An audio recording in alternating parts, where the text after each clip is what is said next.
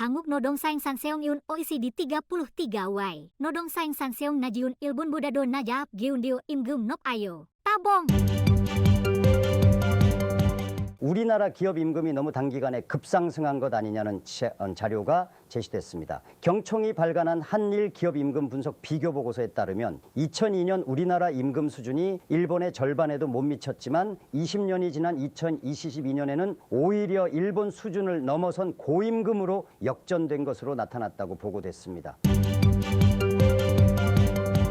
보고서에는 우리나라 10인 이상 기업, 상용 근로자 기업의 평균 월 임금 총액은 2002년 179만 8천 원에서 2022년에는 399만 8천 원으로 122% 인상됐습니다. 반면에 일본은 2002년 385만 4천 원에서 2022년에는 379만 1천 원으로 오히려 6% 하락한 것으로 비교되고 있습니다. 결국 이 기간 중 우리나라 임금이 대기업 중심이거나 강력한 노동운동의 영향으로 급속 상승했다는 해석이 나옵니다. 기업 규모별 임금 수준으로 비교하면 2002년 우리나라 기업 평균 임금은 대기업 228만 4천 원, 중소기업 160만 8천 원이나 일본은 대기업 483만 6천 원, 중소기업 310만 6천 원으로 한국 수준을 크게 넘어섰지만 2022년에는 한국 대기업의 평균 임금이 588만 4천 원으로 20년간 무려 157.1%로 급속 상승했습니다. 이에 비해 일본 대기업의 평균 임금은 443만 4천 원으로 6.8% 감소했습니다.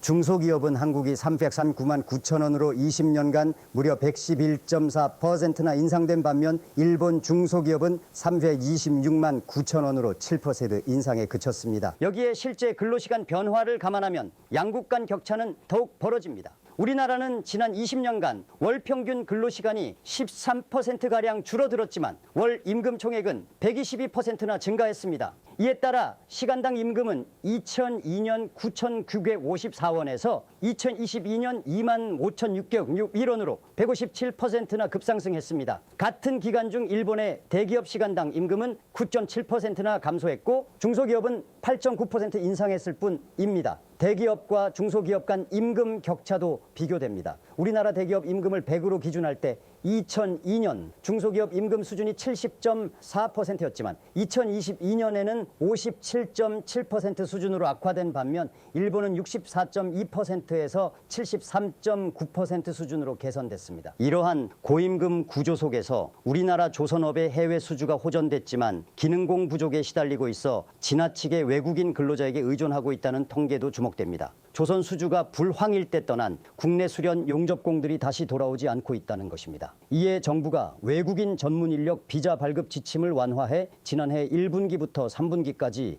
조선업 신규 고용 인력의 86%가 외국인 근로자입니다. 국내 조선업 전체 근로자 9만 3천 명 가운데 외국인 근로자는 1만 5,500명으로 16%에 달합니다. 업체별로는 HD현대중공업 8,700명, 삼성중공업 3,800명, 한화오션 3,000명 등입니다. 이들 기업들은 외국인 근로자 확보를 위해 각별한 처우를 주고 있습니다. 지금까지 이코노미 톡뉴스 배병규였습니다.